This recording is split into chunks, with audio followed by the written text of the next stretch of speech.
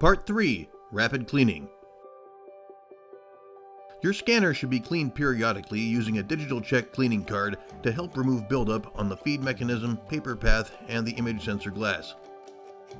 Streaks across your scanned images are a sure sign that dirt or dust is present on the image sensor glass. To begin cleaning, start your scanning application in normal mode as if you are scanning a batch of checks. Open an unused digital check cleaning card and run it through the feeder as you would a check, flipping it end over end or top to bottom on successive passes. Please make sure any endorsing and franking options are turned off and the franker roller is removed if present. Please note that on the Adaptive, a cleaning card only reaches the bottom half of the full height image sensor, while the top half must be cleaned manually when necessary.